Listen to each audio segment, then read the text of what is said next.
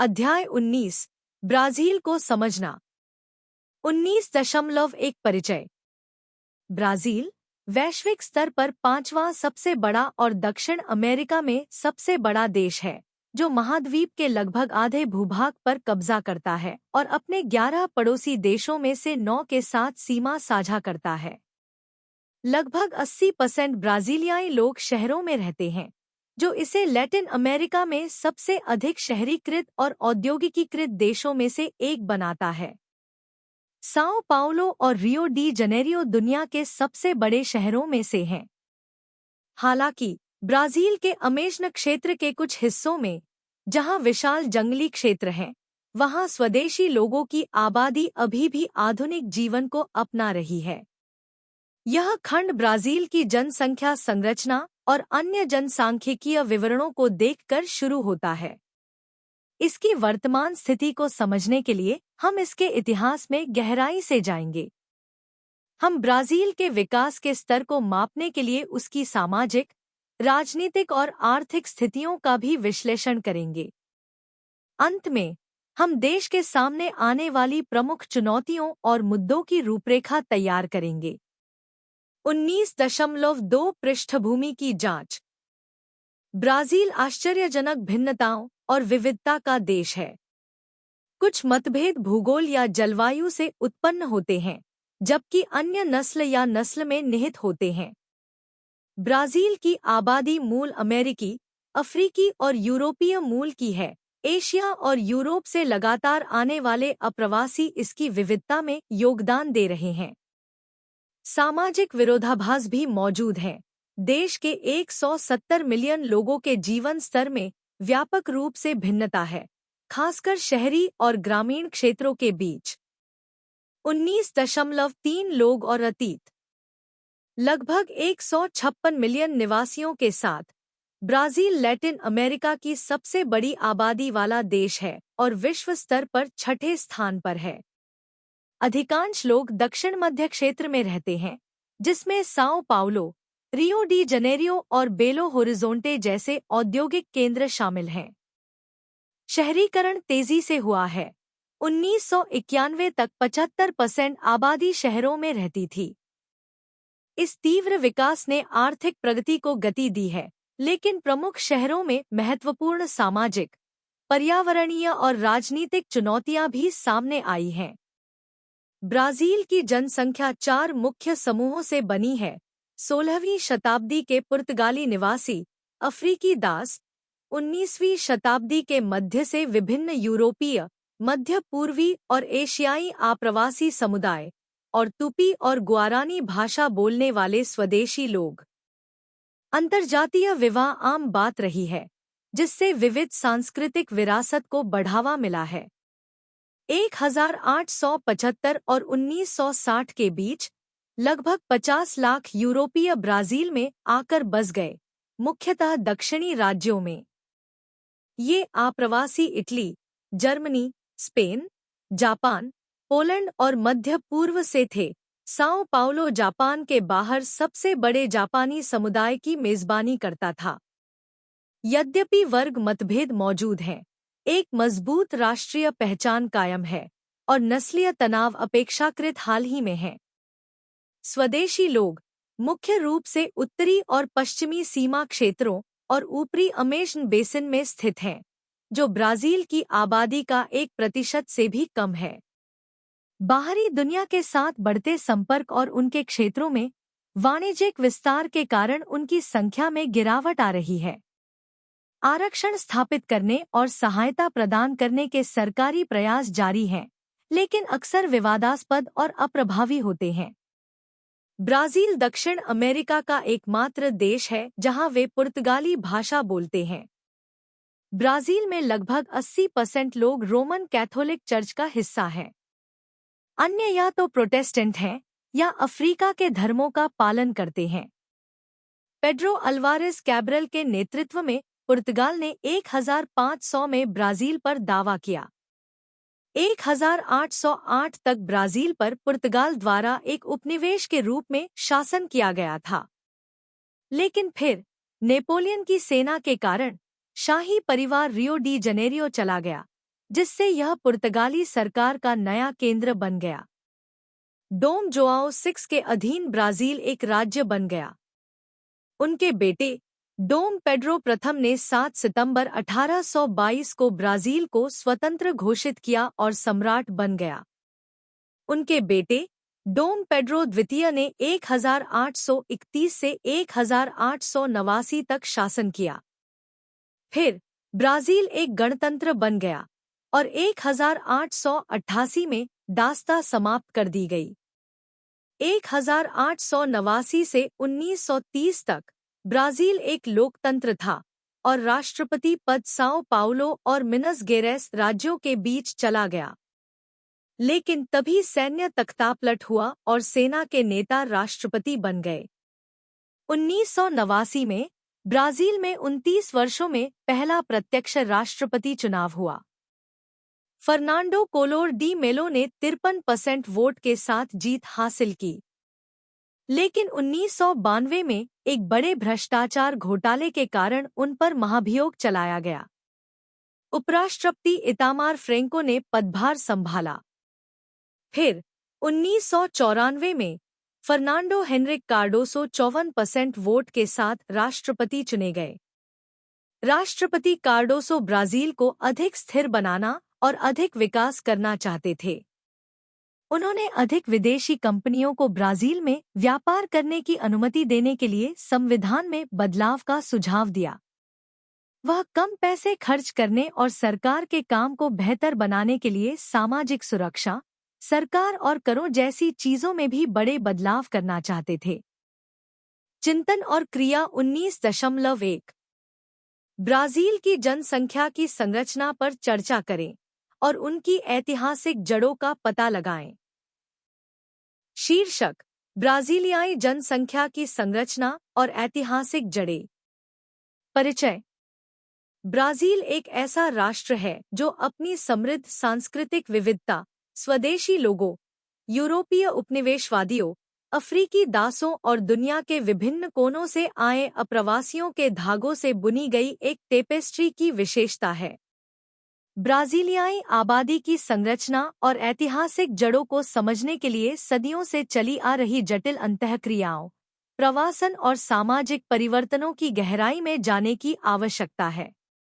इस प्रतिबिंब में हम ब्राजील की आबादी की बहुमुखी प्रकृति का पता लगाएंगे, इसकी उत्पत्ति का पता लगाएंगे और उन प्रमुख ऐतिहासिक घटनाओं की जांच करेंगे जिन्होंने इसके जनसांख्यिकीय परिदृश्य को आकार दिया है। ब्राजीलियाई जनसंख्या की संरचना। समकालीन ब्राजीलियाई आबादी जातीयताओं और संस्कृतियों का मिश्रण है, जो सदियों के आप्रवासन, उपनिवेशीकरण और आत्मसात को दर्शाती है।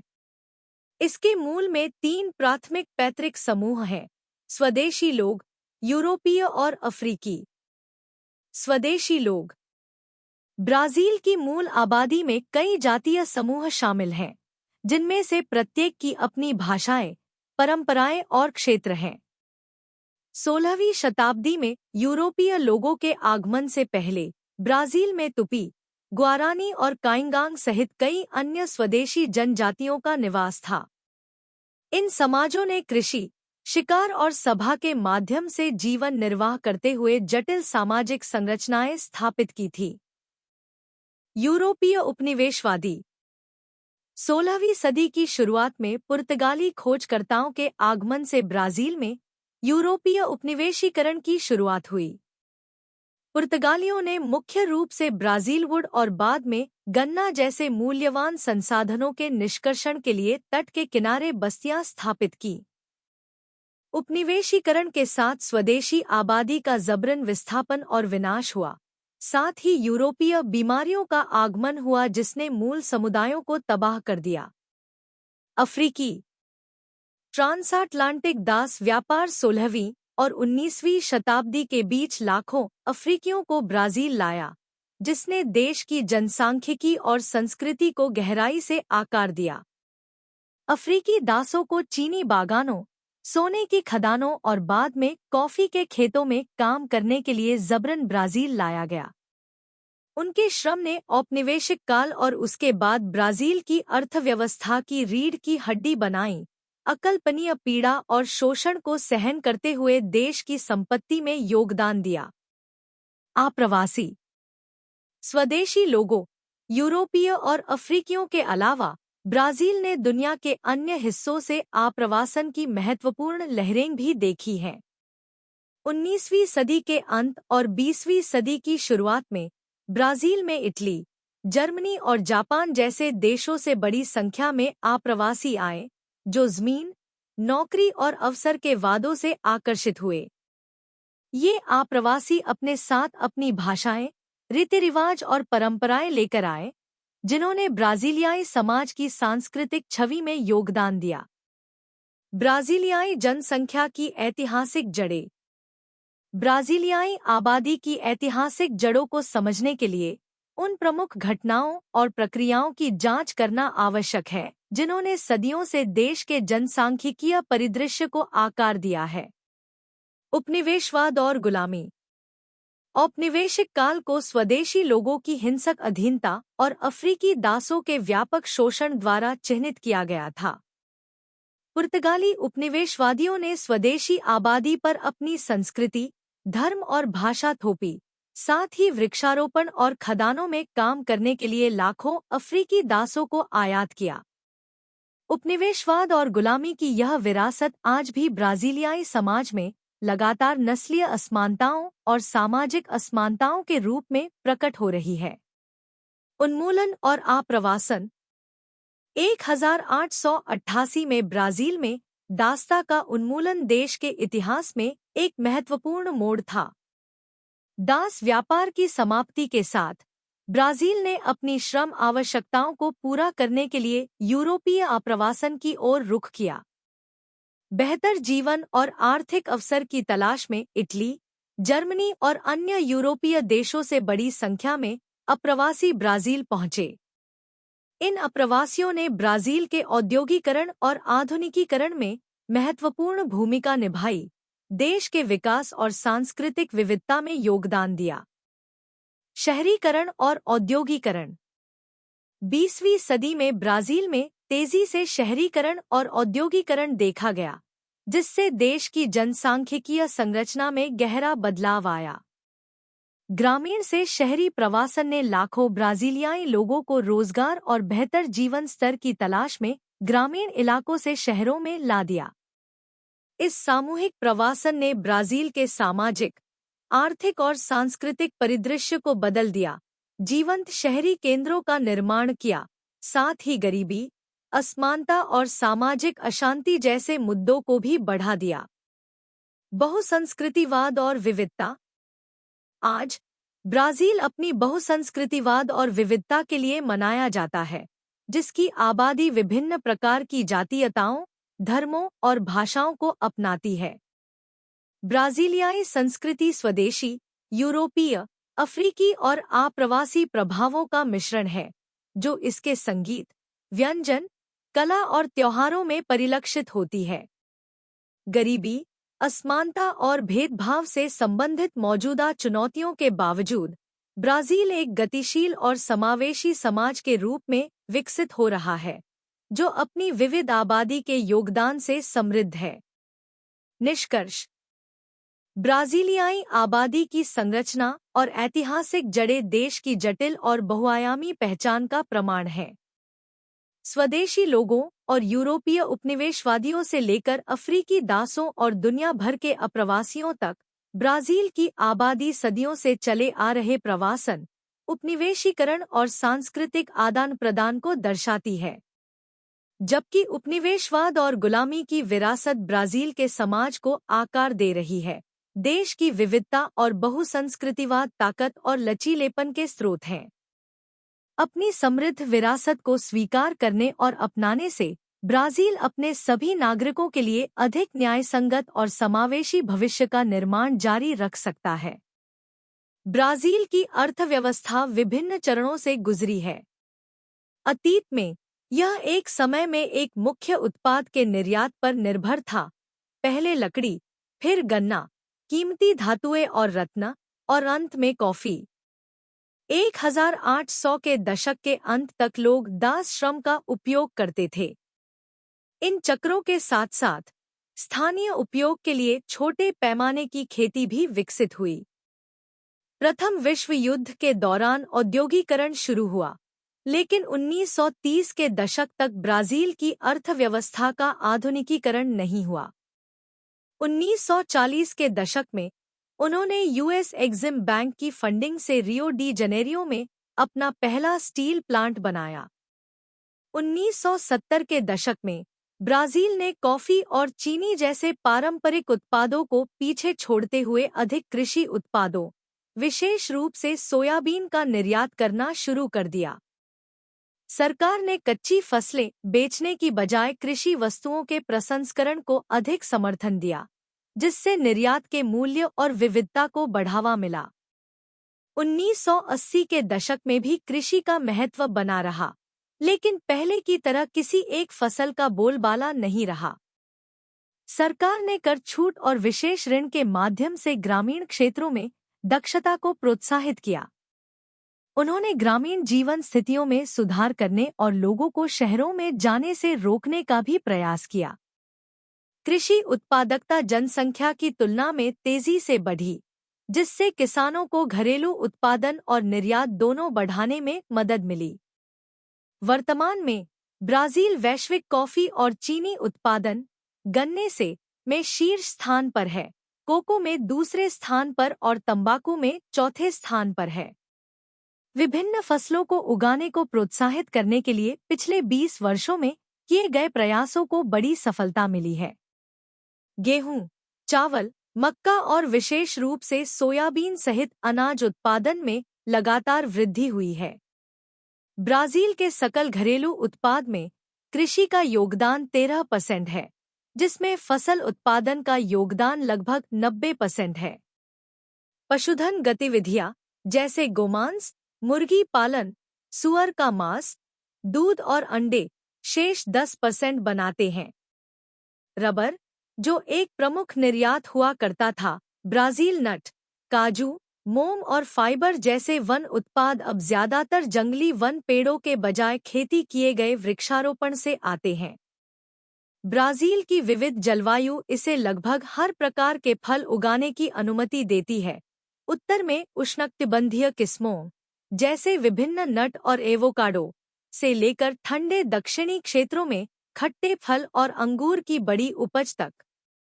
ब्राजील संकेंद्रित संतरे के रस का सबसे बड़ा निर्यातक भी है। 1950 से 1970 के दशक तक औद्योगीकरण के दौरान ब्राजील में ऑटोमोबाइल उद्योग, पेट्रोकेमिकल्स और स्टील जैसे प्रमुख क्षेत्रों में वृद्धि देखी गई। इस अवधि में प्रमुख बुनियादी ढांचा परियोजनाओं की शुरुआत और समाप्ति भी देखी गई। द्वितीय विश्व युद्ध के बाद ब्राजील ने सकल राष्ट्रीय उत्पाद (जीएनपी) में उच्च वार्षिक वृद्धि का अनुभव किया, जो 1974 तक औसतन 7.4% थी। 1970 के दशक में कई लैटिन अमेरिकी देशों की तरह ब्राजील को अमेरिकी, यूरोपीय और जापानी बैंकों से महत्वपूर्ण वित्तीय प्रवाह प्राप्त हुआ। यह पैसा उन क्षेत्रों में बुनियादी ढांचे और राज्य के स्वामित्व वाले उद्यमों में गया जहां निजी निवेश मजबूत नहीं था। परिणाम प्रभावशाली था। 1970 के दशक के तेल संकट जैसी चुनौतियों के बावजूद ब्राजील का सकल घरेलू उत्पाद (जीडीपी) 1970 से 1980 तक सालाना औसतन 8.5% की दर से बढ़ा। इस दशक के दौरान प्रति व्यक्ति आय चौगुनी हो गई, जो 1980 तक 2200 अमेरिकी डॉलर तक पहुंच गई। 1980 के दशक की शुरुआत में अमेरिकी ब्याज दरों में उल्लेखनीय वृद्धि ने वैश्विक वित्तीय बाजारों को प्रभावित किया, जिससे विदेशी ऋणों के लिए अनुकूल स्थितियां समाप्त हो गईं। दुनिया भर में बढ़ती ब्याज दरों के कारण ब्राजील और अन्य लैटिन अमेरिकी देशों को सख्त आर्थिक समायोजन करना पड़ा, जिससे नकारात्मक वृद्धि हुई। कम पूंजी प्रवाह ने ब्राजील की निवेश क्षमता में बाधा डाली, जबकि ऋण के बोझ ने सार्वजनिक वित्त को नुकसान पहुंचाया और मुद्रास्फीति को बढ़ावा दिया। 1980 के दशक के उत्तरार्ध में ब्राजील ने अपनी अर्थव्यवस्था को स्थिर करने के लिए कड़े उपाय लागू किए। इनमें इंडेक्सेशन को रोकना, मुद्रास्फीति के आधार पर वेतन और अनुबंधों को समायोजित करना और कीमतों को स्थिर करना शामिल था। 1987 में सरकार ने ऋण पुनर्निर्धारण समझौते पर पहुंचने तक विदेशी वाणिज्यिक ऋण पर ब्याज भुगतान रोक दिया। इन प्रयासों में कमी आने के बावजूद दशक के अंत तक ब्राजील का कुल आर्थिक उत्पादन बढ़ गया, जिससे कर्ज चुकाने के लिए व्यापार अधिशेष पैदा हुआ। 1980 के दशक के संकट ने ब्राजील के आयात प्रतिस्थापन मॉडल के अंत को चिह्नित किया, जिसने आयात को प्रतिबंधित करके घरेलू उद्योग की रक्षा की। हालांकि इसने देश की अर्थव्यवस्था को खोलने के लिए भी प्रेरित किया। 1990 के दशक की शुरुआत में ब्राजील ने व्यापक आर्थिक सुधारों की शुरुआत की, जिसमें व्यापार उदारीकरण, अविनियमन, निजीकरण और विदेशी निवेश को आकर्षित करने के लिए एक कानूनी ढांचा बनाना शामिल था। 1990 के दशक के दौरान आर्थिक सुधार जारी रहे, जिनमें राज्य के एकाधिकार को समाप्त करना, व्यापार बाधाओं और सब्सिडी को कम करना, विश्व व्यापार संगठन के सदस्य के रूप में ब्राजील के दायित्वों के साथ तालमेल बिठाना शामिल था। 1994 में मुद्रास्फीति पर अंकुश लगाने के असफल प्रयासों के बाद ब्राजीलियाई सरकार ने रियल प्लान पेश किया, जिसमें मौजूदा मुद्रा को रियल के साथ बदलकर अर्थव्यवस्था को सफलतापूर्वक स्थिर किया गया। मुख्य विशेषताओं में क्रमिक मौद्रिक सुधार, यूआरवी का उपयोग करके अर्थव्यवस्था को डिंडेक्स करना और लचीली विनिमय दर तंत्र के साथ मुद्रा को डॉलर से जोड़ना शामिल है। संक्षेप में, रियल प्लान ने उच्च ब्याज दरों और सराहनीय विनिमय दर द्वारा नियंत्रित घरेलू और बाहरी एंकरों को संयोजित किया। बाद में मूल्य स्थिरता और अंतर्राष्ट्रीय प्रतिस्पर्धात्मकता को बनाए रखते हुए आर्थिक गतिविधियों को प्रोत्साहित करने के लिए मुद्रा का क्रमिक अवमूल्यन किया गया। परिणामस्वरूप, योजना सफलतापूर्वक मुद्रास्फीति दर में त्वरित और स्थिर कमी लाई। इससे मुद्रा को अपना मूल्य पुनः प्राप्त करने में मदद मिली और आर्थिक विकास को गति मिली, जिसके परिणामस्वरूप निम्न आय समूहों की क्रय शक्ति को बढ़ावा मिला और उल्लेखनीय रूप से गरीबी के स्तर में कमी आई। जो लोग पहले मुद्रास्फीति की चपेट में थे, उनके जीवन की गुणवत्ता में महत्वपूर्ण सुधार हुआ। 1980 और 1993 के बीच अर्थव्यवस्था प्रति वर्ष औसतन 2.1% की दर से बढ़ी। 1994 से 1997 तक अधिकांश समय विकास दर 3% से 6% के बीच रही, जो 2001 की शुरुआत में 4% से कुछ अधिक तक पहुंच गई। बाजारों के उदारीकरण और आर्थिक स्थिरीकरण ने ब्राजील के विकास की संभावनाओं में काफी सुधार किया। व्यापार 1990 में $50 अरब से लगभग दोगुना होकर 1996 में अनुमानित $100 अरब हो गया। संयुक्त राज्य अमेरिका ने इस व्यापार का लगभग 20% हिस्सा लिया और यहां तक कि घाटे के वर्षों के बाद 1995 और 1996 में ब्राजील के साथ छोटे व्यापार अधिशेष भी थे। प्रत्यक्ष विदेशी निवेश 1993 में $1 अरब से बढ़कर 1996 में अनुमानित $7 अरब हो गया, जिसमें संयुक्त राज्य अमेरिका सबसे बड़ा निवेशक था, जिसने लगभग $20 अरब या कुल विदेशी निवेश का 34% योगदान दिया। 1997 और 1998 में ब्राजील के दूरसंचार, ऊर्जा और खनन क्षेत्रों के नियोजित निजीकरण ने अमेरिकी कंपनियों से महत्वपूर्ण रुचि आकर्षित की। चिंतन और कार्य 19.2 ब्राजील की अर्थव्यवस्था की स्थिति पर चर्चा करें। समाचार पत्रों, इंटरनेट, टेलीविजन आदि के माध्यम से ब्राजील के नवीनतम आर्थिक सुधारों के बारे में जानें। 2024 तक ब्राजील की अर्थव्यवस्था विकास की स्थिति में है, लेकिन महत्वपूर्ण चुनौतियों के साथ।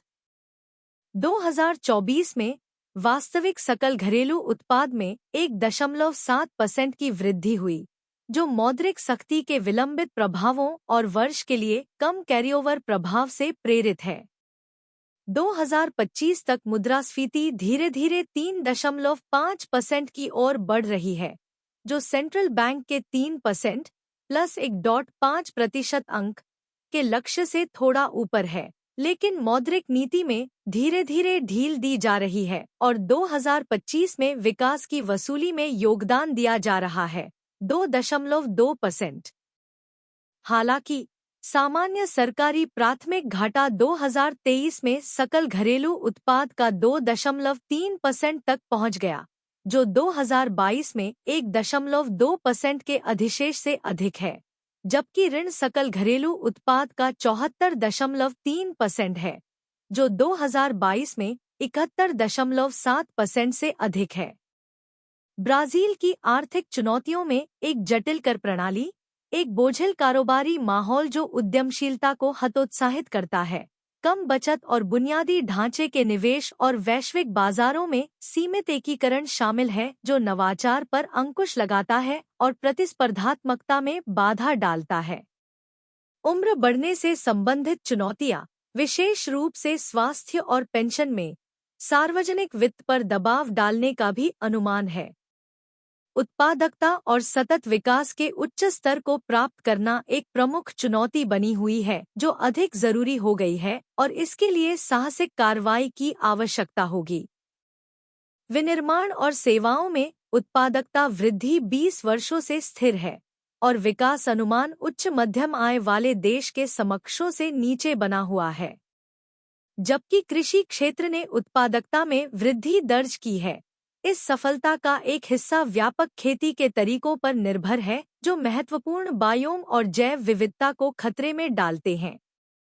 जैसे जैसे दुनिया कम कार्बन आर्थिक क्षेत्रों और बाजारों में स्थानांतरित हो रही है, ब्राजील की प्राकृतिक संपदा नए विकास के अवसरों का फायदा उठाने के लिए अच्छी स्थिति में है। अमेज़न वर्षावन, जो एक चरम बिंदु के करीब है, कृषि, जल विद्युत, जल आपूर्ति और उद्योगों को बनाए नहीं रख सकता है, जिन्होंने ब्राजील के विकास को बढ़ावा दिया है, या पर्यावरणीय सेवाएं, जो यह लैटिन अमेरिका और कैरेबियन के साथ साथ बाकी हिस्सों को भी प्रदान करता है। दुनिया के अमेज़न में वनों की कटाई को रोकने के प्रयासों के परिणामस्वरूप अन्य बायोम में अधिक वनों की कटाई नहीं हो सकती है। कृषि क्षेत्र के पास अपनी उत्पादकता को और बढ़ाने के साथ साथ वनों की कटाई पर अंकुश लगाने और जलवायु स्मार्ट भूमि उपयोग को बढ़ाने की गुंजाइश है। अपने निम्न कार्बन ऊर्जा मैट्रिक्स को देखते हुए ब्राजील बहुत कम शुद्ध लागत पर परिवहन, उद्योग और शहरों को डिकार्बोनाइज कर सकता है। ऐसा करने से ब्राजील अपने व्यवसायों को भविष्य की हरित अर्थव्यवस्था में एकीकृत करने के लिए बहुत अच्छी स्थिति में होगा। वर्तमान सरकार भूख और असमानता से लड़ने, सामाजिक न्याय को बढ़ावा देने, ब्राजील को फिर से औद्योगिकरण करने और एक हरित अर्थव्यवस्था को अपनाने के लिए नई राजनीतिक इच्छा शक्ति, एक मजबूत सुधार एजेंडा और महत्वाकांक्षी विकास कार्यक्रम लेकर आई है। यह 2030 तक शून्य अवैध वनों की कटाई तक पहुंचने के लिए प्रतिबद्ध है और जलवायु परिवर्तन से निपटने के दौरान समावेशी और सतत विकास को बढ़ावा देने के लिए एक महत्वाकांक्षी पारिस्थितिक परिवर्तन योजना (ईटीपी) शुरू की है। ईटीपी का लक्ष्य उत्पादकता को बढ़ावा देना और अच्छी तनख्वाह वाली हरित नौकरियां पैदा करना, अर्थव्यवस्था के पर्यावरणीय प्रभाव को कम करना और बेहतर आय वितरण और लाभों के माध्यम से समान विकास को बढ़ावा देना है। महत्वपूर्ण प्रगति के लिए निरंतर प्रयासों और निजी क्षेत्र सहित प्रमुख अभिनेताओं के बीच मजबूत खरीद फरोख्त की आवश्यकता होगी, जो राजनीतिक विभाजन और चुनावी चक्रों से परे हो। ऐसी ही एक पहल है ब्राजीलियाई अमेज़न (एनआईए) के लिए नई अर्थव्यवस्था, देश भर के अनुसंधान संस्थानों के साथ साझेदारी में WRI ब्राजील द्वारा 2 वर्षों में विकसित एक अध्ययन। यह दर्शाता है कि वनों की कटाई को समाप्त करने और खड़े जंगल को बनाए रखने से ब्राजीलियाई अमेज़न में विकास पर अंकुश नहीं लगेगा। इसके बजाय यह नई नौकरियां पैदा करने और GDP बढ़ाने, प्रकृति की रक्षा करने और स्थानीय लोगों के जीवन को बेहतर बनाने और दुनिया के जलवायु लक्ष्यों को पहुंच के भीतर रखने का एक अवसर है। एनआईए कम कार्बन वनों की कटाई मुक्त भविष्य के लिए एक रोड मैप प्रदान करता है, जो अमेज़न क्षेत्र को संपूर्ण ब्राजीलियाई अर्थव्यवस्था को डिकार्बोनाइजिंग करने के लिए उत्प्रेरक के रूप में रखता है।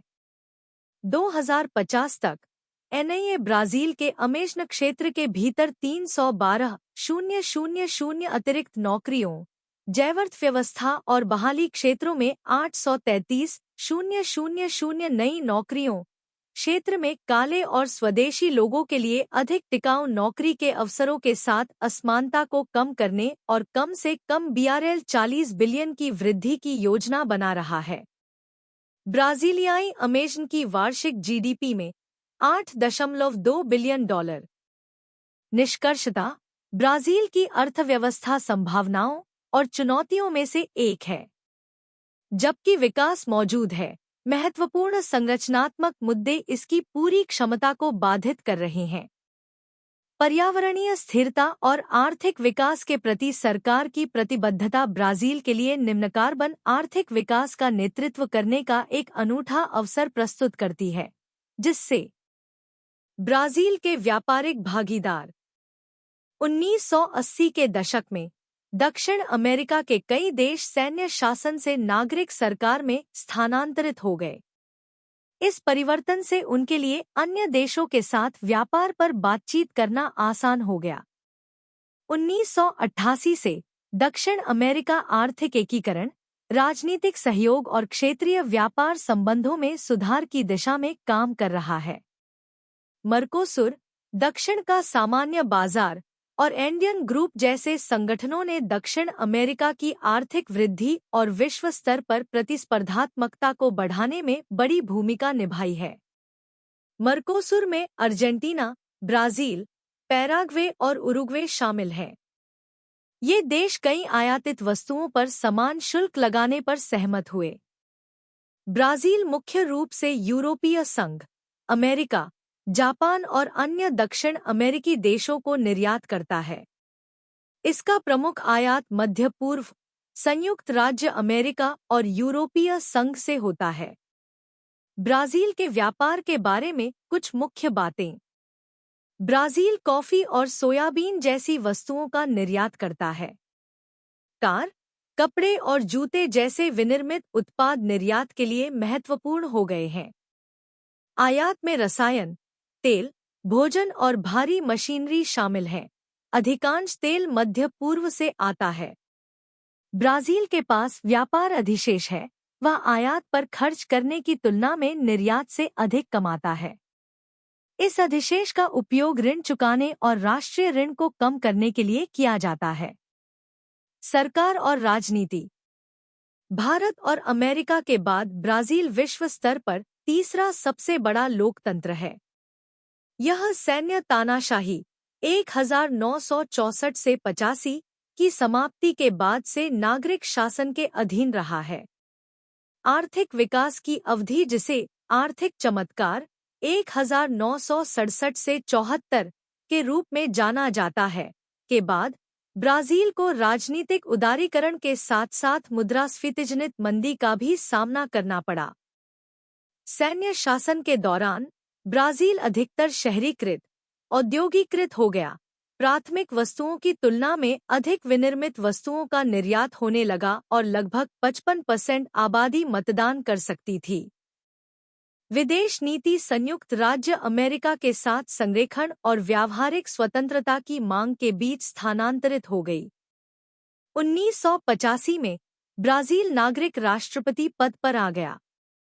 1985 से 1997 तक इसने 4 राजनीतिक मॉडलों का अनुभव किया, जो सरनी 1985 से 90 के तहत राजनीतिक सौदेबाजी, ग्राहकवाद और आर्थिक राष्ट्रवाद, फर्नांडो कोलोर डी मेलो 1990 से 92 के तहत आर्थिक आधुनिकीकरण के साथ नवसामाजिक उदारवाद, इतामार फ्रेंको 1992 से 94 के तहत अनियमित सामाजिक राष्ट्रवाद और फर्नांडो हेनरिक कार्डोसो 1995 से 2002 के तहत एक सर्वसम्मति शैली वाला सामाजिक लोकतांत्रिक और नवोदारवादी गठबंधन। कार्डोसो 1 जनवरी 1995 को राष्ट्रपति बने। नई सरकार में परिवर्तन सुचारू रूप से चला। 1998 में उन्हें दोबारा चुना गया। अपने 2 कार्यकाल के दौरान उन्होंने अर्थव्यवस्था और समाज में महत्वपूर्ण बदलाव किए।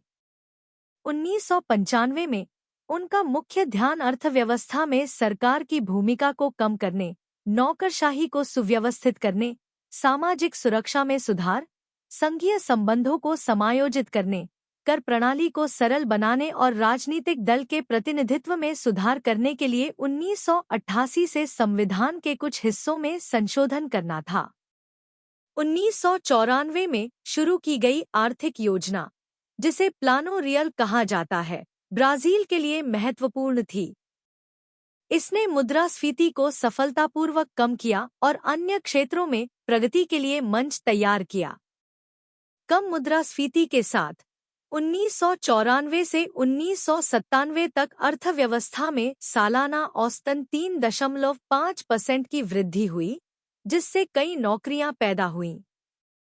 हालांकि वैश्विक आर्थिक संकटों ने विकास को धीमा कर दिया, फिर भी ब्राजील में 1994 और 1999 के बीच 2.3% की औसत वार्षिक वृद्धि दर देखी गई, जो पहले की तुलना में अधिक है। ब्राजील को 1999 से 2000 में वित्तीय संकट का सामना करना पड़ा, लेकिन वह इससे उबरने में कामयाब रहा। 2001 से 2003 तक वास्तविक मजदूरी में गिरावट आई और विभिन्न आर्थिक झटकों के कारण अर्थव्यवस्था केवल 1.1% वार्षिक दर से बढ़ी।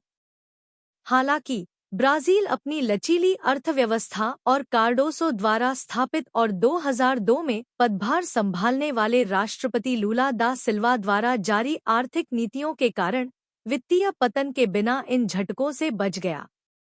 लूला का लक्ष्य 1994 में शुरू किए गए सुधारों को जारी रखना था। आर्थिक कार्यक्रम IMF कार्यक्रमों द्वारा समर्थित लचीली विनिमय दर, मुद्रास्फीति को लक्षित करने और सख्त राजकोषीय नीतियों पर ध्यान केंद्रित किया गया। 2001 और 2002 में मुद्रा के अवमूल्यन के बावजूद ब्राजील ने 2003 में व्यापार अधिशेष हासिल किया, जो 1992 के बाद पहली बार था। हालांकि ब्राजील ने अपनी अर्थव्यवस्था को अच्छी तरह से प्रबंधित किया, फिर भी उसे मुख्य रूप से ऋण से संबंधित चुनौतियों का सामना करना पड़ा।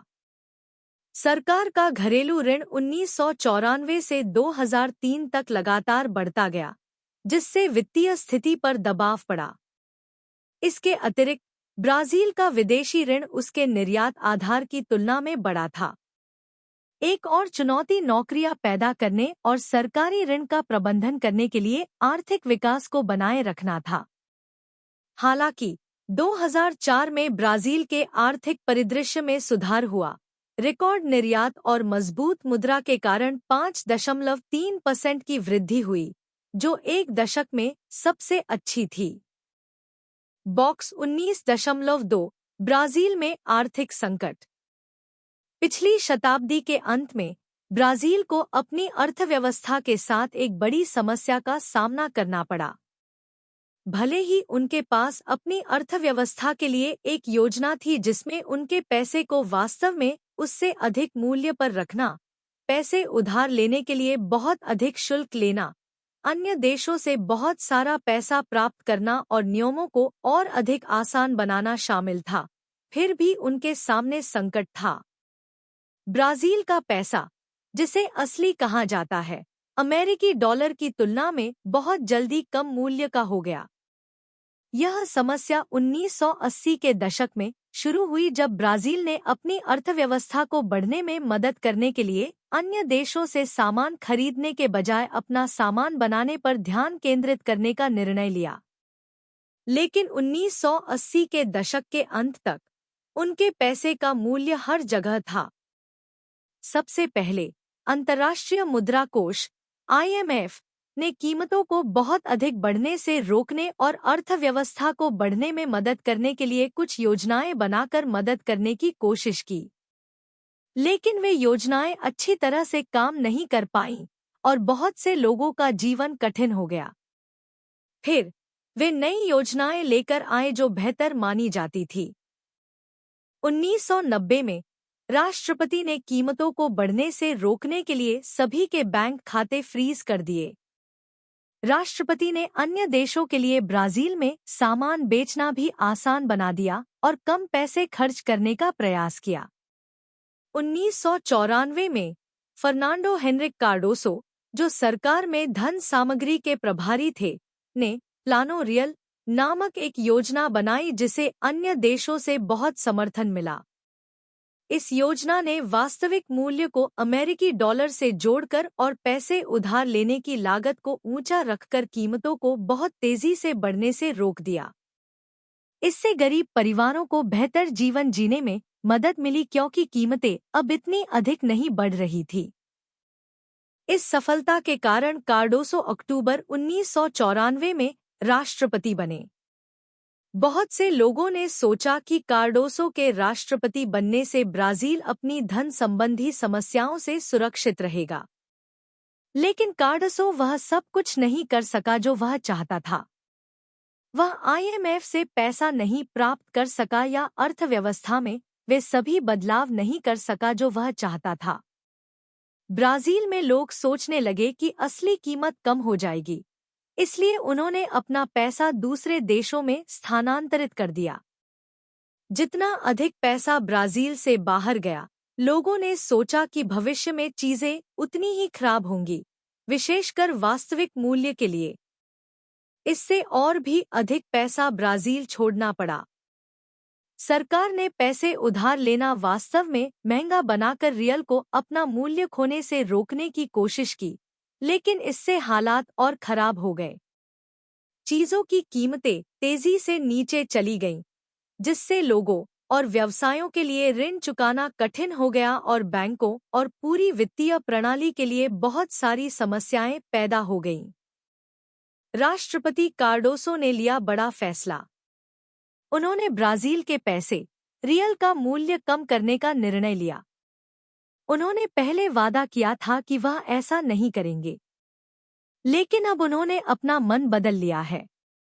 इस फैसले से ब्राजील के अमीर लोग चिंतित हो गए।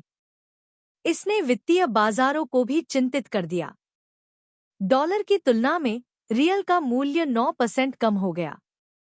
इससे अधिक डॉलर ब्राजील छोड़ने लगे, जिससे वित्तीय संकट और भी बदतर हो गया। ब्राजील में बहुत सारे जंगल हैं, जो देश के लगभग आधे हिस्से को कवर करते हैं। विश्व का सबसे बड़ा वर्षावन ब्राजील में है, जिसे अमेज़न बेसिन कहा जाता है। यह जंगल वास्तव में महत्वपूर्ण है।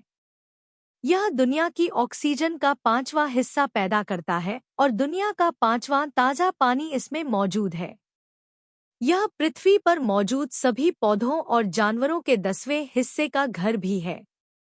लेकिन लोग अमेज़न में जा रहे हैं और वे बड़ी संख्या में पेड़ों को काट रहे हैं। इससे पूरी दुनिया का ध्यान ब्राजील की पर्यावरणीय समस्याओं की ओर गया है।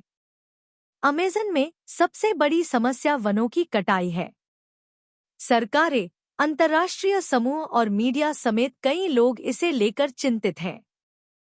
पेड़ों को काटने के अलावा लोग जंगल भी जला रहे हैं, सड़कें बना रहे हैं, अवैध खनन कर रहे हैं, नशीली दवाएं बेच रहे हैं और प्रदूषण फैला रहे हैं। बांधों के निर्माण ने वर्षावन के बड़े हिस्से को भी नष्ट कर दिया है। 1992 में ब्राजील के कई राज्यों ने पारिस्थितिक मूल्य वर्धित कर या ICMSA नामक एक विशेष कर शुरू किया। यह टैक्स वस्तुओं, सेवाओं, ऊर्जा और संचार जैसी चीजों पर है। यह ब्राजील के पैसे कमाने का सबसे बड़ा तरीका है।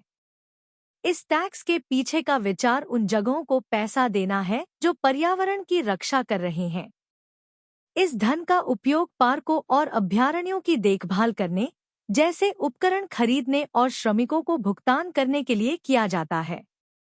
कुछ राज्यों में इस कर ने संरक्षित क्षेत्रों को बड़ा बनाने में मदद की है।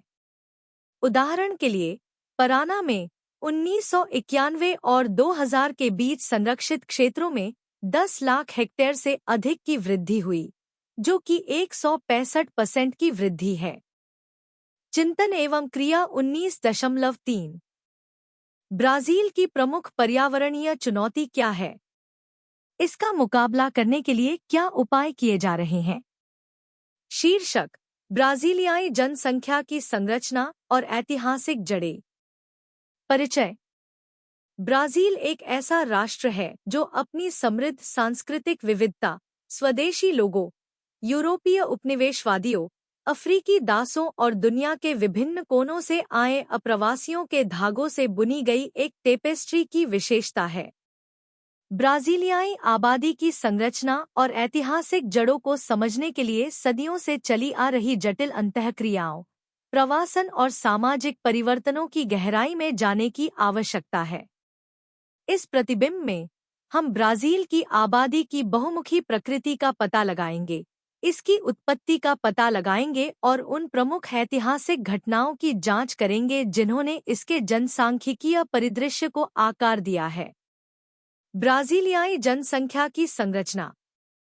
समकालीन ब्राजीलियाई आबादी जातीयताओं और संस्कृतियों का मिश्रण है, जो सदियों के आप्रवासन, उपनिवेशीकरण और आत्मसात को दर्शाती है। इसके मूल में 3 प्राथमिक पैतृक समूह हैं: स्वदेशी लोग, यूरोपीय और अफ्रीकी। स्वदेशी लोग। ब्राजील की मूल आबादी में कई जातीय समूह शामिल हैं, जिनमें से प्रत्येक की अपनी भाषाएं, परंपराएं और क्षेत्र हैं। 16वीं शताब्दी में यूरोपीय लोगों के आगमन से पहले ब्राजील में तुपी, ग्वारानी और काइंगांग सहित कई अन्य स्वदेशी जनजातियों का निवास था। इन समाजों ने कृषि, शिकार और सभा के माध्यम से जीवन निर्वाह करते हुए जटिल सामाजिक संरचनाएं स्थापित की थी। यूरोपीय उपनिवेशवादी। 16वीं सदी की शुरुआत में पुर्तगाली खोजकर्ताओं के आगमन से ब्राजील में यूरोपीय उपनिवेशीकरण की शुरुआत हुई।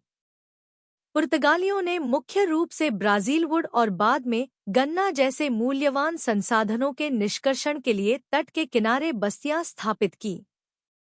उपनिवेशीकरण के साथ स्वदेशी आबादी का जबरन विस्थापन और विनाश हुआ। साथ ही यूरोपीय बीमारियों का आगमन हुआ जिसने मूल समुदायों को तबाह कर दिया। अफ्रीकी। ट्रांसअटलांटिक दास व्यापार 16वीं और 19वीं शताब्दी के बीच लाखों अफ्रीकियों को ब्राजील लाया, जिसने देश की जनसांख्यिकी और संस्कृति को गहराई से आकार दिया। अफ्रीकी दासों को चीनी बागानों, सोने की खदानों और बाद में कॉफी के खेतों में काम करने के लिए जबरन ब्राजील लाया गया। उनके श्रम ने औपनिवेशिक काल और उसके बाद ब्राजील की अर्थव्यवस्था की रीढ़ की हड्डी बनाई, अकल्पनीय पीड़ा और शोषण को सहन करते हुए देश की संपत्ति में योगदान दिया। आप्रवासी। स्वदेशी लोगों, यूरोपीय और अफ्रीकियों के अलावा ब्राजील ने दुनिया के अन्य हिस्सों से आप्रवासन की महत्वपूर्ण लहरें भी देखी हैं। 19वीं सदी के अंत और 20वीं सदी की शुरुआत में ब्राजील में इटली, जर्मनी और जापान जैसे देशों से बड़ी संख्या में आप्रवासी आए, जो ज़मीन, नौकरी और अवसर के वादों से आकर्षित हुए। ये आप्रवासी अपने साथ अपनी भाषाएं, रीति-रिवाज और परंपराएं लेकर आए, जिन्होंने ब्राजीलियाई समाज की सांस्कृतिक छवि में योगदान दिया। ब्राजीलियाई जनसंख्या की ऐतिहासिक जड़ें। ब्राजीलियाई आबादी की ऐतिहासिक जड़ों को समझने के लिए उन प्रमुख घटनाओं और प्रक्रियाओं की जांच करना आवश्यक है, जिन्होंने सदियों से देश के जनसांख्यिकीय परिदृश्य को आकार दिया है। उपनिवेशवाद और गुलामी। औपनिवेशिक काल को स्वदेशी लोगों की हिंसक अधीनता और अफ्रीकी दासों के व्यापक शोषण द्वारा चिह्नित किया गया था। पुर्तगाली उपनिवेशवादियों ने स्वदेशी आबादी पर अपनी संस्कृति, धर्म और भाषा थोपी, साथ ही वृक्षारोपण और खदानों में काम करने के लिए लाखों अफ्रीकी दासों को आयात किया। उपनिवेशवाद और गुलामी की यह विरासत आज भी ब्राजीलियाई समाज में लगातार नस्लीय असमानताओं और सामाजिक असमानताओं के रूप में प्रकट हो रही है। उन्मूलन और आप्रवासन। 1888 में ब्राजील में दास्ता का उन्मूलन देश के इतिहास में एक महत्वपूर्ण मोड़ था। दास व्यापार की समाप्ति के साथ ब्राजील ने अपनी श्रम आवश्यकताओं को पूरा करने के लिए यूरोपीय आप्रवासन की ओर रुख किया। बेहतर जीवन और आर्थिक अवसर की तलाश में इटली, जर्मनी और अन्य यूरोपीय देशों से बड़ी संख्या में अप्रवासी ब्राजील पहुंचे। इन अप्रवासियों ने ब्राजील के औद्योगीकरण और आधुनिकीकरण में महत्वपूर्ण भूमिका निभाई, देश के विकास और सांस्कृतिक विविधता में योगदान दिया। शहरीकरण और औद्योगीकरण। 20वीं सदी में ब्राजील में तेजी से शहरीकरण और औद्योगीकरण देखा गया, जिससे देश की जनसांख्यिकीय संरचना में गहरा बदलाव आया। ग्रामीण से शहरी प्रवासन ने लाखों ब्राजीलियाई लोगों को रोजगार और बेहतर जीवन स्तर की तलाश में ग्रामीण इलाकों से शहरों में ला दिया। इस सामूहिक प्रवासन ने ब्राजील के सामाजिक, आर्थिक और सांस्कृतिक परिदृश्य को बदल दिया, जीवंत शहरी केंद्रों का निर्माण किया, साथ ही गरीबी, असमानता और सामाजिक अशांति जैसे मुद्दों को भी बढ़ा दिया। बहुसंस्कृतिवाद और विविधता। आज ब्राजील अपनी बहुसंस्कृतिवाद और विविधता के लिए मनाया जाता है, जिसकी आबादी विभिन्न प्रकार की जातीयताओं, धर्मों और भाषाओं को अपनाती है। ब्राजीलियाई संस्कृति स्वदेशी, यूरोपीय, अफ्रीकी और आप्रवासी प्रभावों का मिश्रण है, जो इसके संगीत, व्यंजन, कला और त्योहारों में परिलक्षित होती है। गरीबी, असमानता और भेदभाव से संबंधित मौजूदा चुनौतियों के बावजूद ब्राजील एक गतिशील और समावेशी समाज के रूप में विकसित हो रहा है, जो अपनी विविध आबादी के योगदान से समृद्ध है। निष्कर्ष। ब्राजीलियाई आबादी की संरचना और ऐतिहासिक जड़ें देश की जटिल और बहुआयामी पहचान का प्रमाण है। स्वदेशी लोगों और यूरोपीय उपनिवेशवादियों से लेकर अफ्रीकी दासों और दुनिया भर के अप्रवासियों तक ब्राजील की आबादी सदियों से चले आ रहे प्रवासन, उपनिवेशीकरण और सांस्कृतिक आदान प्रदान को दर्शाती है। जबकि उपनिवेशवाद और गुलामी की विरासत ब्राजील के समाज को आकार दे रही है, देश की विविधता और बहुसंस्कृतिवाद ताकत और लचीलेपन के स्रोत हैं। अपनी समृद्ध विरासत को स्वीकार करने और अपनाने से ब्राजील अपने सभी नागरिकों के लिए अधिक न्यायसंगत और समावेशी भविष्य का निर्माण जारी रख सकता है। सामाजिक चुनौतियां।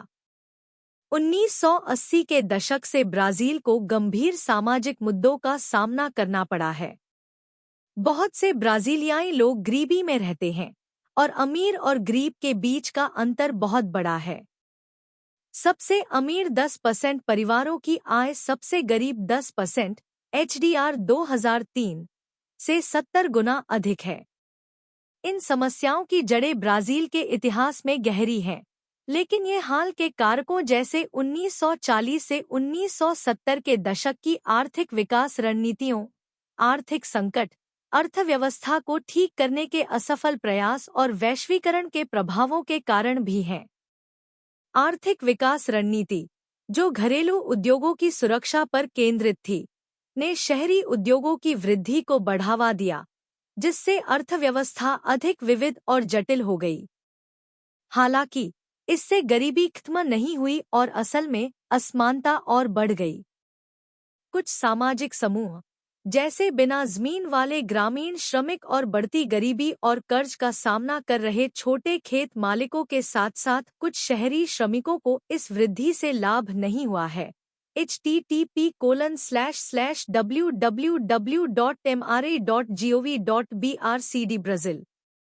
1980 के दशक के दौरान ब्राजील की अर्थव्यवस्था को कई चुनौतियों का सामना करना पड़ा, जिनमें ऋण संकट, आर्थिक गतिविधियों में मंदी और बढ़ता सार्वजनिक ऋण शामिल था।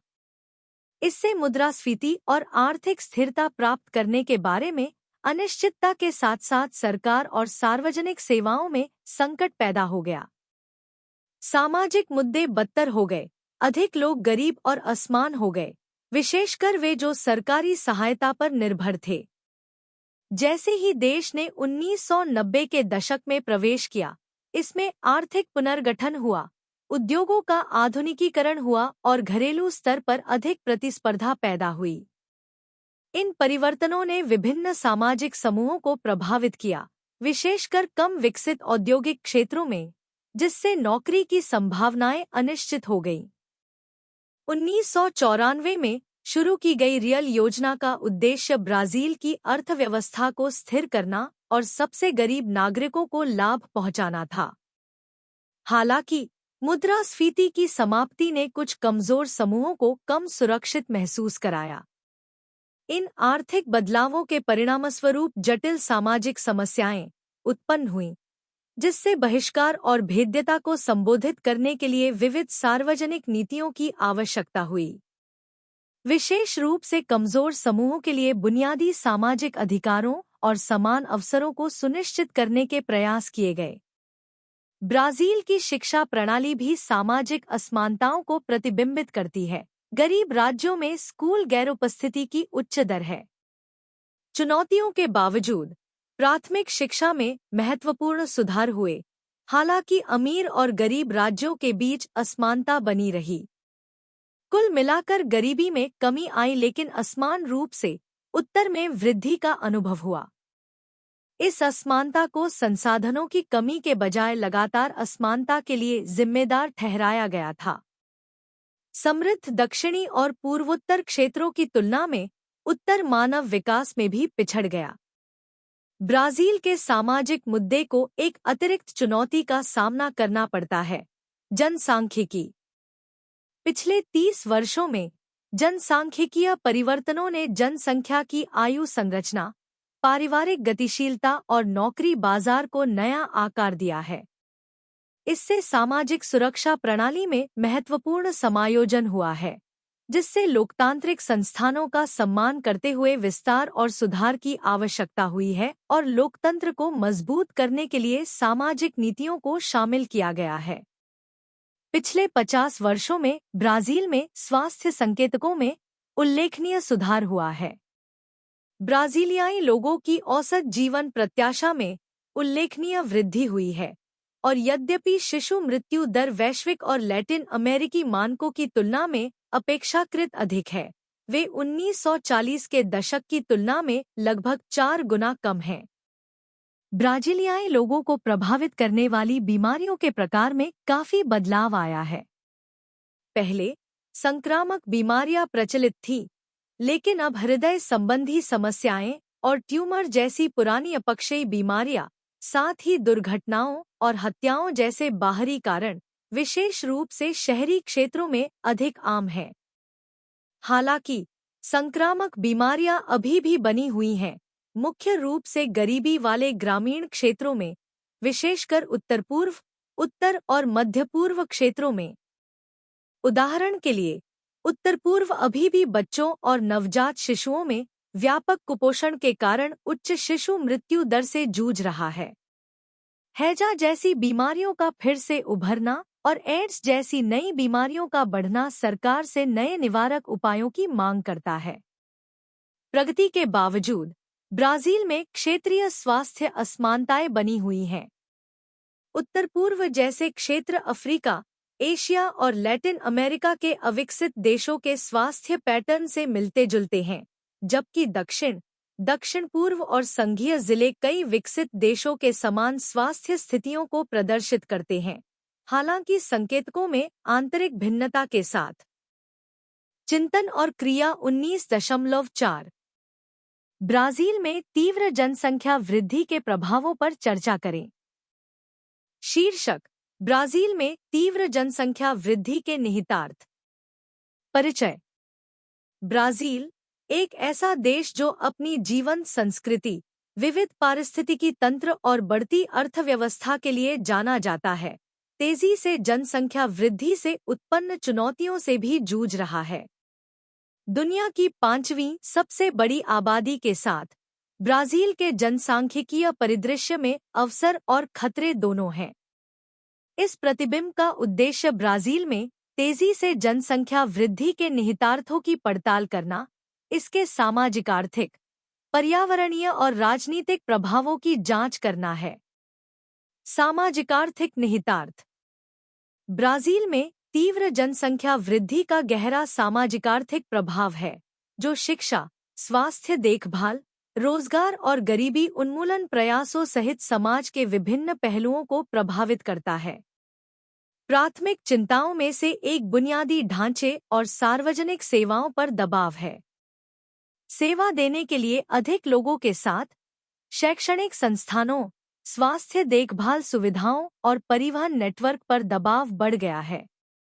इस तनाव के कारण भीड़-भाड़ हो सकती है, लंबे समय तक इंतजार करना पड़ सकता है और सेवाओं की गुणवत्ता में कमी आ सकती है, खासकर शहरी क्षेत्रों में जहां जनसंख्या घनत्व अधिक है। इसके अलावा तीव्र जनसंख्या वृद्धि आय असमानता और गरीबी को बढ़ाती है। ब्राजील पहले से ही महत्वपूर्ण धन असमानताओं से जूझ रहा है और तेजी से बढ़ती जनसंख्या इन असमानताओं को और बढ़ा सकती है। सीमित संसाधन और भी अधिक फैले हुए हैं, जिससे सरकार के लिए सभी नागरिकों की जरूरतों को पर्याप्त रूप से संबोधित करना मुश्किल हो गया है। इसके परिणामस्वरूप हाशिए पर रहने वाले समुदाय पीछे रह जाएंगे, जिससे गरीबी और सामाजिक बहिष्कार का चक्र कायम रहेगा। इसके अलावा तेजी से जनसंख्या वृद्धि से श्रम बाजार काफी प्रभावित होता है।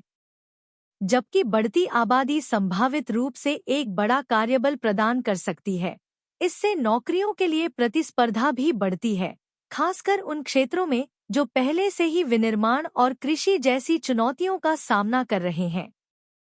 इसके परिणामस्वरूप बेरोजगारी या अल्परोजगारी हो सकती है, विशेषकर युवाओं और सीमित कौशल या शिक्षा वाले लोगों में। स्वास्थ्य सेवा तेजी से जनसंख्या वृद्धि से गहराई से प्रभावित एक और क्षेत्र है। ब्राजील की स्वास्थ्य सेवा प्रणाली को बढ़ती आबादी को गुणवत्तापूर्ण देखभाल प्रदान करने के लिए भारी दबाव का सामना करना पड़ता है, जिससे अक्सर संसाधनों की कमी और स्वास्थ्य सेवाओं तक पहुंच में असमानताएं होती हैं। इसके अतिरिक्त कुछ क्षेत्रों में तेजी से शहरीकरण और अपर्याप्त स्वच्छता बुनियादी ढांचे संक्रामक रोगों और खराब स्वच्छता संबंधी बीमारियों जैसी स्वास्थ्य चुनौतियों में योगदान करते हैं। पर्यावरणीय निहितार्थ। देश की समृद्ध जैव विविधता और नाजुक पारिस्थितिकी तंत्र को देखते हुए ब्राजील में तेजी से जनसंख्या वृद्धि के पर्यावरणीय प्रभाव महत्वपूर्ण हैं। प्राथमिक चिंताओं में से एक वनों की कटाई है, विशेष रूप से अमेज़न वर्षावन में। जैसे जैसे जनसंख्या बढ़ती है, कृषि भूमि की मांग बढ़ती है, जिससे खेती, पशुपालन और शहरी विस्तार के लिए वनों की कटाई होती है। यह वनों की कटाई न केवल निवास स्थान के नुकसान और जैव विविधता में गिरावट में योगदान देती है, बल्कि पेड़ों में संग्रहित कार्बन को जारी करके जलवायु परिवर्तन को भी बढ़ाती है। इसके अलावा तेजी से बढ़ती जनसंख्या जल संसाधनों पर दबाव डालती है। घरेलू, कृषि और औद्योगिक उद्देश्यों के लिए पानी की बढ़ती मांग से मीठे पानी के स्रोतों पर दबाव पड़ता है, जिससे कुछ क्षेत्रों में पानी की कमी हो जाती है। यह कमी न केवल मानव आबादी को प्रभावित करती है, बल्कि जलीय पारिस्थितिकी तंत्र और वन्य जीवों को भी खतरे में डालती है, जो जीवित रहने के लिए इन जल स्रोतों पर निर्भर हैं। इसके अतिरिक्त तेजी से शहरीकरण और औद्योगीकरण के परिणामस्वरूप प्रदूषण और पर्यावरणीय गिरावट होती है। औद्योगिक गतिविधियों और शहरी अपशिष्ट निपटान से वायु और जल प्रदूषण मनुष्यों और वन्यजीवों दोनों के लिए स्वास्थ्य जोखिम पैदा करता है। इसके अलावा शहरी फैलाव से हरे-भरे स्थानों और प्राकृतिक आवासों का नुकसान होता है, जिससे पारिस्थितिकी तंत्र और अधिक खंडित हो जाता है और जैव विविधता कम हो जाती है। राजनीतिक निहितार्थ। तीव्र जनसंख्या वृद्धि के राजनीतिक निहितार्थ भी हैं, जो शासन, नीति निर्धारण और सामाजिक गतिशीलता को प्रभावित करते हैं। प्राथमिक चुनौतियों में से एक बढ़ती जनसंख्या दबाव के सामने समावेशी और न्यायसंगत शासन सुनिश्चित करना है। सरकार को तेजी से बढ़ती आबादी की जरूरतों को संबोधित करते हुए विविध जनसांख्यिकीय समूहों के हितों को संतुलित करना चाहिए। इसके लिए प्रभावी नीति निर्माण, संसाधन आवंटन और विभिन्न हितधारकों के बीच सहयोग की आवश्यकता है। इसके अलावा तेजी से जनसंख्या वृद्धि सामाजिक तनाव और संघर्ष को बढ़ा सकती है, खासकर सीमित संसाधनों या प्रतिस्पर्धी हितों वाले क्षेत्रों में। भूमि, जल और अन्य संसाधनों के लिए प्रतिस्पर्धा विभिन्न समुदायों के बीच संघर्ष को जन्म दे सकती है, सामाजिक विभाजन को बढ़ा सकती है और स्थिरता को कमजोर कर सकती है। इसके अतिरिक्त सरकार को सभी नागरिकों, विशेष रूप से हाशिए पर या वंचित समूहों को पर्याप्त प्रतिनिधित्व और सेवाएं प्रदान करने में चुनौतियों का सामना करना पड़ सकता है। इसके अलावा तेजी से जनसंख्या वृद्धि राजनीतिक प्रवचन और निर्णय लेने की प्रक्रियाओं को प्रभावित कर सकती है। आप्रवासन, परिवार नियोजन और संसाधन प्रबंधन जैसे मुद्दों का तेजी से राजनीतिकरण हो रहा है, क्योंकि नीति निर्माता बढ़ती जनसंख्या के प्रभावों से जूझ रहे हैं। विभिन्न जनसांख्यिकीय समूहों के हितों को संतुलित करने और प्रतिस्पर्धी प्राथमिकताओं को संबोधित करने के लिए राजनीतिक क्षेत्र के भीतर सावधानीपूर्वक विचार विमर्श और बातचीत की आवश्यकता होती है। निष्कर्षतः ब्राजील में तीव्र जनसंख्या वृद्धि का सामाजिक, आर्थिक, पर्यावरणीय और राजनीतिक क्षेत्रों पर दूरगामी प्रभाव पड़ता है। बुनियादी ढांचे और सार्वजनिक सेवाओं पर दबाव से लेकर बढ़ती आय असमानता और पर्यावरणीय गिरावट तक बढ़ती आबादी द्वारा उत्पन्न चुनौतियां बहुआयामी और जटिल हैं। इन चुनौतियों से निपटने के लिए समग्र और टिकाऊ दृष्टिकोण की आवश्यकता है, जो समावेशी विकास, पर्यावरण संरक्षण और प्रभावी शासन को प्राथमिकता दे। तेजी से जनसंख्या वृद्धि के निहितार्थ को पहचानकर और लक्षित हस्तक्षेपों को लागू करके ब्राजील अपने सभी नागरिकों के लिए अधिक न्यायसंगत और टिकाऊ भविष्य को बढ़ावा देते हुए जनसांख्यिकीय परिवर्तन की जटिलताओं से निपट सकता है। निष्कर्ष: जब हम ब्राजील की अर्थव्यवस्था और पर्यावरण के बारे में बात करते हैं, तो यह दुनिया भर में एक बड़ी बात है। ब्राजील अपने आर्थिक उत्पादन, जनसंख्या, आकार और प्राकृतिक संसाधनों के लिए विश्व स्तर पर शीर्ष 10 में है। चूंकि ब्राजील ने एक अंतहीन क्षेत्र की तरह आक्रामक रूप से विस्तार किया, इसकी संस्कृति में बहुत कुछ बर्बाद करने की प्रवृत्ति विकसित हुई, यह सोचकर कि बड़ा हमेशा बेहतर होता है। इस मानसिकता ने समस्याएं पैदा की हैं, विशेष रूप से समस्याओं को शीघ्रता से हल करने के लिए बड़े पैमाने पर सार्वजनिक परियोजनाओं पर बहुत सारा पैसा खर्च किया गया है, जो आलोचकों का कहना है कि ये बेकार और पर्यावरण के लिए हानिकारक हैं। हालांकि ब्राजील में एक विविध समाज है, अधिकांश लोग एक समान राष्ट्रीय संस्कृति साझा करते हैं। नस्लीय मिश्रण ने व्यापक सामाजिक सहिष्णुता में योगदान दिया है। हालांकि ब्राजील के इतिहास में नस्लीय और जातीय भेदभाव के उदाहरण हैं, लेकिन वे संयुक्त राज्य अमेरिका की तरह गंभीर या संस्थागत नहीं हैं। एक और चीज जो ब्राजीलियाई लोगों को एक साथ लाती है, वह रोमन कैथोलिक धर्म से उनका मजबूत संबंध है। लगभग 80% आबादी इस विश्वास से संबंधित है। फुटबॉल ब्राजील में भी एक बड़ी चीज है। इसके प्रशंसक कहीं और की तुलना में अधिक हैं, आंशिक रूप से क्योंकि ब्राजील इस खेल में अंतर्राष्ट्रीय स्तर पर बहुत सफल रहा है। ब्राजील में फुटबॉल सिर्फ एक खेल नहीं है, यह उनकी राष्ट्रीय पहचान को मजबूत करने में मदद करता है। यह अध्याय ब्राजील की जनसांख्यिकी और इतिहास के बारे में बात करके शुरू होता है। इसके बाद यह देखा जाता है कि समय के साथ ब्राजील की आर्थिक रणनीतियां कैसे बदल गई हैं। यह ब्राजील द्वारा अपनी भूमि और लोगों के विकास में सामना की जाने वाली राजनीतिक, पर्यावरणीय और सामाजिक चुनौतियों का भी पता लगाता है।